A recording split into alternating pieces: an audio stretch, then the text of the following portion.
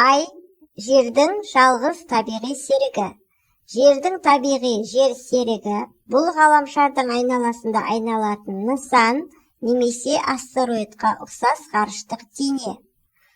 Ай күн жүйесіндегі үлкендігі бойынша 5-ші жер серік. Жерден айға дейінгі орташа қашықтық 384.403 километр немесе 238.857 мың миль. Ай әр 27,5 күн сайын жерді айналады. Монс Гюйгенс айдағы ең биік тау, оның биіктігі 4700 метр, ол Эверест биіктігінің жартысынан сәл артық 8848 метр. Ай өз шеңбері айналасында жермен бірдей уақыт аралығында айналады. Бұл дегені жерден біз ай бетінің 60%-ын, ал 50%-ын кез келген уақытта көре аламыз.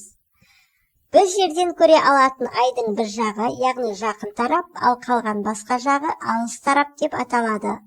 Алыс тарапы жақын жақтағыдай күн сәулесімен сәулелендірілгеніне қарамастан қараңғы тарап деп те аталады. Жер бетінің ауырлық күшімен салыстырғанда, айдың бетіндегі ауырлық күшінің әсері 17%-ның 5-тен 1 бөлігі ғана. Кеңес одағының бағдарламасы Ай 1966 жылы айдың бетіне ұшқышсыз ғарыш кемесінің алғашқы сәтті қонуын қамтамасыз етті. 1969 жылы американдық Аполлон 11 НАСАның жетістігі айға алғашқы адамды түсіруі болды.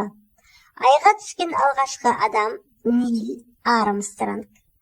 Айдың басқа жағы, яғни алыс тарапы Мерейдің, ол деген ежелгі мұздатылған лава бассейндері жоқтығынан мүлдем басқаша көрінеді. Айдың беті ұзақ уақыт бойы кометалар мен астероидтармен соқтығысқаннан алған соққы ойықтарынан тұрады. Айда ауа немесе ауа райы жоқ болғандықтан бұл ойықтар жақсы сақталған. Зерттеулер жалғасып жатқанына қарамастан, ғалымдардың көпшілігі айда аз мөлшерде су бар екеніне келіседі. Ай күні бойы өте ыстық, бірақ түнде өте суық. Айдың орташа температурасы Цельсий өлшемімен күнді 107 градус, ал түнде 153 градус. Жер сілкіністері едәуір дәрежеде айтарлықтай айдың тартылу әсерінен де туындайды. Айдың мерзімді құбылыстары жаңа ай, жарты ай, бірінші тоқсан, толық ай, соңғы тоқсан, жарты ай, жаңа ай. Жер күн мен айдың арасында болған кезде ай тұтылуы орын алады.